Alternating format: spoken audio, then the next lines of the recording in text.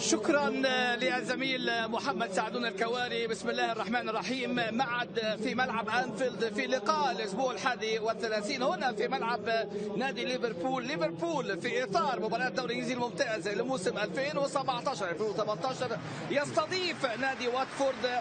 ونتذكر طبعا التعادل ما بين الفريقين في لقاء الدور الأول كان 3-3. ليفربول مركز رابع برصيد 60 نقطة، وواتفورد في المركز العاشر برصيد 36 نقطة.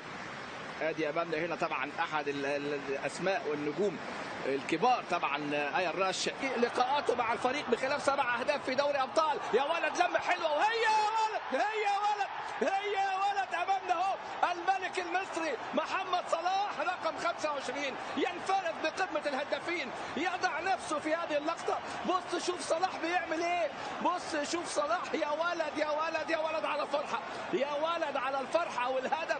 وهنا طبعا محو آثار الهزيمة في المباراة السابقة أمام المان يونايتد. محمد صلاح يسجل فقط بعد 3 دقائق هذا الموسم، حقق الفوز في 10 وتعادل في 7 وانفراد جديد لمحمد صلاح. هذا هو الهتاف، هذه هي الأغاني. لكن هنا فريق يبحث عن البقاء ضمن الأربعة المختارين للمنتخب الإنجليزي، وهاري كين وكذلك أيضا لوكافيل اللي كان فيه إبداع وكان فيه روعة الحقيقة ولمسة جميلة. مباراة اليوم حتى الآن الكرات العالية أمامنا، أدي الحصار 33 لقاء والكرة الركنية الملعوبة، لكن تمر في الأداء وطموحاته الاستمرارية. 27 مرور حلو قوي فيريرا وفك التعادل، لكن هو إصابة وابتعد. كرة أمامية المرة دي عن طريق اللاعب فيرمينو، لكن يبدو في راية وفي تسلل، وفي تسلل في هذه الكرة. دقائق من صناعة اللاعب ماني، كرات العالية ورأسية بتعدي الكرة في منتهى الخطورة بتعدي.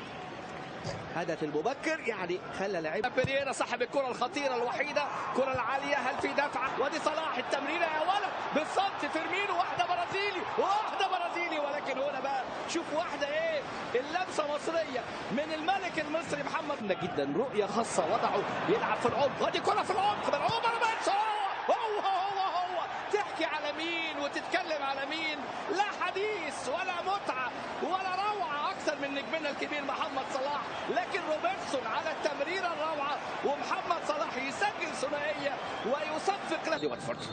محمد صلاح وهدفين في اللقاء، يصبح الهداف منفردا ب 26 هدف في الدقيقة 4 وهدف في الدقيقة 43. شكرا لي زميل محمد سعدون الكواري. مرة أخرى أحييكم. ملعب أنفيلد، مباراة ليفربول واتفورد، ويلم على طول ويجيب على شماله ويبحث عن التمرير.